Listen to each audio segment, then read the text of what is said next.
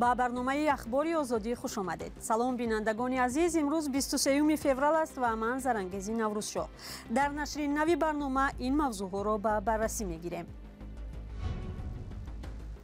مرگ باز 4 تاجیک در جنگ اوکراین، وعده رهایی از زندان یا با راه مجبوری. چی زاده‌های تاجیکستان را از محبس روسیه به میدان جنگ میبرد؟ خواهش خود کردی آدم جنگ میرد. خواهش خود کردی کی میرد؟ میریم تگی تیر بریم. تاجیکستان باج دولتی برای بیکار کردن عقد نکاح را چند برابر بالا برد. این امر میتواند طلاق و جدایی ها را کم کند؟ باید الیمن زیاد کنن یا بگن که خانه خواهی بگیریم برای همین خیلی کودک‌ها چی خانه بگیرین. و نجات بخشان تاجیک که دهشت زمین لرزه را ترکیه را با چشم خود دیده برای نجات آدمان تلاش کردند و دوشنبه برگشتند. تعداد قربانیان جنگ روسیه و اوکراین از تاجیکستان روز تا روز بیشتر می شود. در 2 هفته اخیر حداقل جسدی باز 4 زاده تاجیکستان را از اوکراین آوردند. همه آنها در روسیه زندانی بودند و به گفته نزدیکانشان مجبوری به جنگ برده شدند. یافته های رادیوی آزادی نشان می‌دهد که سال گذشته انتقال تابوت‌ها به تاجیکستان زیاد شده است. مولا رجب یوسفی و نگاره فضل‌الدین این موضوع را تحقیق کردند. آخرین پیشواز پیوندان نبی محمد بچگانوف برای قبول او به فرودگاه آمدند، اما نبی محمد دیگر از در مقرره فرودگاه بیرون نمی آید. او در داخل تابوت است. زاده 49 ساله ناحیه ونج 1 ماه پیش در اوکراین کشته شد. در سال 2017 با جرم اونی که قاچاق مواد مخدر گرفتن در اصل هیچ چیزی هم در دستش نداشت و بنده کردن. پیوندانش گفتند نبی محمد در روز زادروزش 20 ینور کشته شده است، ولی تنها بعد قریب 1 ماه خبری مرگ او را به نزدیکانش رساندند. پیوندان نبی محمد درباره چگونه به اوکراین رفتن او معلومات‌های گوناگون می‌دهند. یکیش گفت او را مجبوری بردند، ولی دیگر خویشاوندش میگوید نبی محمد با وعده در 6 ماه به آزادی برآمدن شرکت در جنگ اوکراین را قبول کرد. اما یک نکته روشن است که این زاده ناحیه ونج شهروندی روسیه را نداشت و 3 ماه پیش از زندان شهر ایرکوتسک به جنگ ضد اوکراین سفربر شد. 1 هفته پیش جسد یک ساکن دهه جاویدان ناحیه ونج را هم از اوکراین آورده بودند.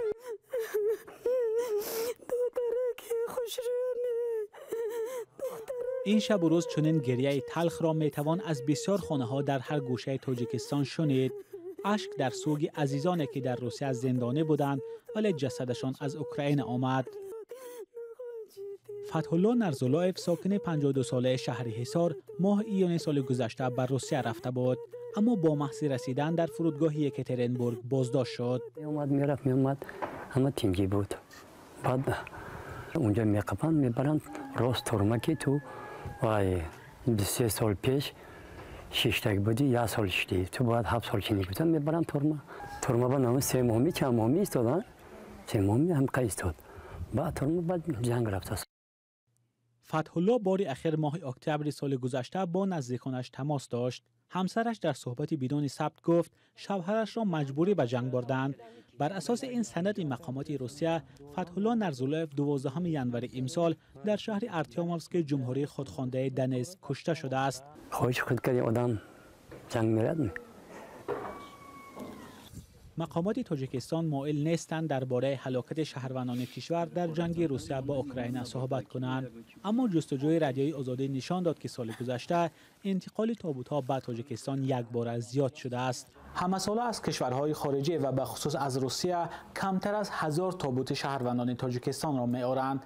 از جمله سال 2021 950 و 2018 966 شهروند تاجیکستان در خارج کشور از جمله در روسیه وفات کردند. اما سال گذشته تعداد تابوت‌های انتقال شده به تاجیکستان 1 بار به 1600 رسید. 600 تابوت بیشتر از سال‌های گذشته. رادیوی آزادی تا این دم کشته شدن 14 زندانی تاجیک در اوکراین را تصدیق کرده است. با اشاره به 10,000 بودن تعداد زندانیان تاجیک در روسیه، احتمال شماره قربانیان خیلی بیشتر از این است. حامیان حقوق و نزدیکان زندانیان طلب دارند که انتقال محبوسان تاجیک از روسیه به اوکراین قطع شود. اما معلوم نیست که این صدا کی به گوش مقامات تاجیکستان و روسیه میرسد و کی انتقال تابوت‌ها از اوکراین به تاجیکستان قطع می شود. مولا رجب یوسفی، نگاره فضل‌الدین، آزادی دوشنبه. برنامه را ادامه می‌دهیم. در تاجیکستان که مسئولین از افزایش جداشوی عائله‌ها اظهار نگرانی می‌کنند، باج دولتی برای قطع عقد نکاح را 7 برابر بالا بردند. اکنون هر کسی که می‌خواهد از شوهر یا همسرش جدا شود، باید به دولت قریب 500 سومانی سپارد.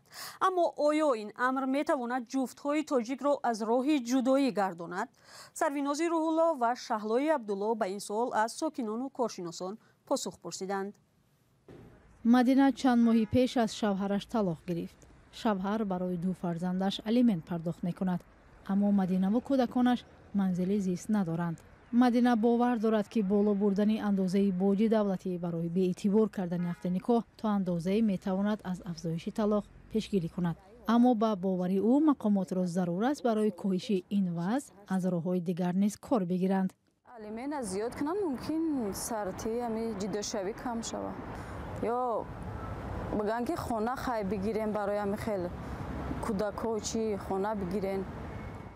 مثل مدینه در 1 سال گذشته در تاجیکستان بیشتر از 14,000 زن از شوهران خود طلاق گرفتند که در قیاس با 1 سال پیش 12.9% بیشتر بوده است.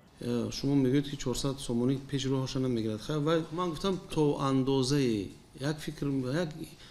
یک فکر پیدا شود که همین در دیگر مثلا در بعضی دولت‌ها همین برای بیکار کردن عقد نکاح بسیار چی بگیم چاره‌های مولوی برای جدا شونده بیکار کننده عقد نکاح بسیار وزنین پیش می شده است. ما برای ما گفتیم که تو اندازه باشد هم اینا برای زیاد کردن. بالا بردن اندازه باج دولتی و همین طور تلاش مقامات برای کاهش از همپاشی خانواده در تاجیکستان را ساکنان نیز چندان نشان‌رس نمی‌دانند. چرا نمی‌گوید؟ این مبلغ کلان هم نیست این سال همونطور فکر کنی. تحلیلگران فعالیت مقامات را در این بخش ناکافی می‌حسابند، در حالی که مسئولان سبب اصلی جداشوی خانواده‌ها را سطح ناآمادگی جوانان می‌دانند. کارشناسان می‌گویند به این روند بیشتر عامل‌های اقتصادی و اجتماعی تاثیر گذاشته و بهتر است مقامات راه‌های دیگری جلوگیری از این مشکل را پیدا کنند. دیگر چاره‌های باید عملی کنیم، از جمله کم کردن مهاجر در تاجیکستان به وجود آوردن شرایط کار، جهت عملی نمودن حقوق‌های شهروندان به مهنت‌ها که مزد مهنتی شایسته داشته باشند و بلند برداشتن سطح معرفت و دانش حقوقی، تأثیر عائله. از همپاشی خانواده‌ها از مشکل‌هایی است که سال‌ها باز مقامات تاجیک نمی‌توانند از افزایش آن پیشگیری کنند، هرچند در نشست‌های رسمی از برنامه و چاره‌جویی‌ها در این باره خبر می‌دهند.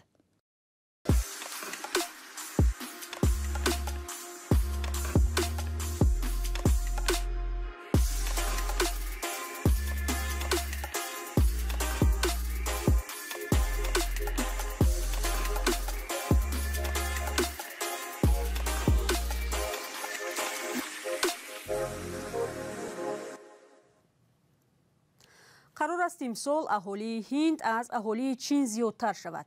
اهالی چین پیر و کمتر می شود، ولی اکثر ساکنان هند جوانند. به قول متخصصان اهالی جوان برای هند امکان پیشرفت زیاد می دهد، به شرطی که نیروی جوان کاری را درست استفاده برد. این نگرانی هم هست که در کشور گرفتار بیکاری افزایش اهالی می تواند این مشکل را عمیق‌تر کند. گزارش همکارم طاهر سفر در همین باره است. شاید امسال با تولد یک طفل نوزادی دیگر هند به سیر اهالی ترین کشور سیاره تبدیل شود. بقیه متخصصان شاید از چین هم گذشته باشد، چون این کشور ماه گذشته گفت اهالیش کمتر شده است. این غیر انتظار نبود. ما می‌دانستیم که اهالی هند سال 2027 از اهالی چین زیادتر می شود، ولی با نظرداشت کاهش اهالی چین زودتر اتفاق افتاد. چین و هند 1,400,000,000 نفری اهالی دارند. گذشتن از چین فقط تغییر عظیم دموگرافی در هند نیست. اهالی چین پیر و کمتر می شود، ولی نصف از جمعیت هند 25 ساله است. اهالی جوان مثل آهنربای سرمایه‌ای خارجی است، چون هم مشتری‌اند، هم استعداد. ما از نظر مشتری بازار عظیمی هستیم و هم تامین کننده نیروی کاری آموزش دیده. ولی رقم ها ترسناک نیز هستند. تا آخر 10 ساله اهالی قابل کار هند به 1 میلیارد نفر می رسد. تمایلی که جوانان زیادی را در وطن گرفتار بیکاری زیاد می ترساند. مردم زیاد است و جای کار کم و رقابت زیاد. از این رو کار یافتن آسان نیست. دیگران می گویند نباید ترسید چون جوانان ثروتی بی‌بها هستند. مغزهای جوان ایده های زیادتر دارند. صاحبکاری راه حل است. آدمانی مثل من ایده دارند. البته من سرمایه ندارم، ولی اگر هندی جوان آفریدگاری داشته باشد ما راهمان را می‌یابیم. برای بهره بردن از این امکانات به گفته متخصصان باید دسترسی به تحصیل مناسب در هند آسان کرده شود. حالا فقط 5% نیروی قابل کار هند آموزش دیده است و تمام.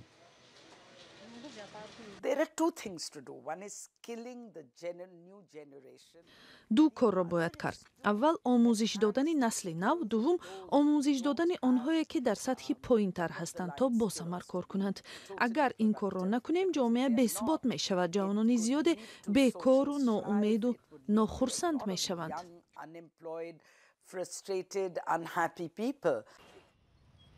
هند با شرافت اهالی جوان 13 ساله باز پیشرفت می کند، ولی پیشرفت اقتصادی جنبه منفی هم داشته است. زنان بیشتر با تحصیل و دریافت مزد کار خوب کمتر تولد می کنند. یعنی اهالی هند هم روز مثل چین دیر یا زود پیر می شود. اخبار آزادی را ادامه می‌دهیم. گروه نجات بخشان تاجیک که برای کمک در برطرف‌سازی عاقبت‌های زلزله مرگبار به ترکیه رفته بودند به وطن برگشتند. امدادگران که شب دیروز آمدند نقل کردند که کارشان سخت و خطرناک بود، اما وظیفه خود را اجرا کردند. همکار ما امیر ایسایف با آنها صحبت و این گزارش را آماده کرد. بعضی موضوعی بودند که حتی خطر فروروی بناها بودند، لیکن ما توانستیم که از عهده اجرای وظیفه‌های خدمتی با سربلندی برآییم. خوشبختانه از ما یگان کس ضرر آسیب ندیده است. با قول سفیر ترکیه در تاجیکستان جناب امود اجر، این زمین‌لرزه مدهش‌ترین در تاریخ ترکیه بود. onlar bugüne kadar Tacikistan'ın kahramanlarıydılar. این بگاه برای پیشواز گرفتن قهرمانان به اینجا آمدیم. اینها تا امروز قهرمانان تاجیکستان بودند، اکنون در ترکیه هم قهرمان هستند. ترکیه به یکی از دهشتناکترین فاجعه در تاریخ خود روبرو شد و کمک‌های حکومت و مردم تاجیکستان را در این روزهای حادثه هیچگاه فراموش نمی‌کنیم.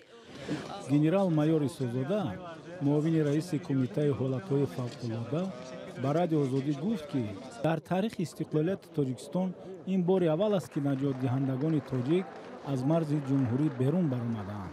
همه نفرایی که با همراه ما سفر داشتن همه متخصص بودن، همه تجربه دار بودن. یگام داشت با همراه ما دکتر هم داشتیم، پسیکولوگ بودن. یگام مشکلی نبود.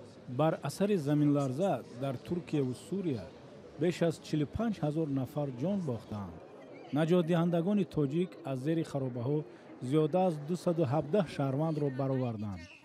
3 شهروند زنده و سلامت که 2 نفرش کودک 3 ماهه و 6 ماهه بودند.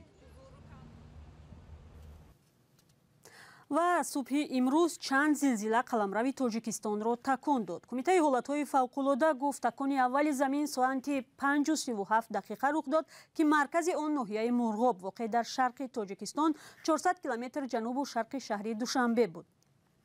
قوه زمین لرزه در مرکز 6.8 بال بوده است. قوه زمین لرزه در شهر خروغ 5.6 بال، در دوشنبه 2.3 بال. تلفات جانی و خسارات دیگر نبوده است. مرکز همه این زمین لرزه ها در کوه ها در مکان های بی آدم و دور از منطقه های مسکونی، دور از مرکز مأموری ناحیه مرغاب و کولی سریز بوده است. برنامه رو همینجا به پایان میبریم، ولی نشر خبرها با عکس و ویدیو هر ساعت در وبسایت azadi.org و در صفحه های رادیوی آزادی، فیسبوک و اینستاگرام، توییتر و تیک تاک و تلگرام و ادنا کلاسیکی ادامه دارد. اگر شما هم خبری دارید و میخواهید به ما بفرستید، سراغ ایمیل شماره تلفن ها رو از وبسایت رادیوی آزادی بگیرید. خدا نگهبان.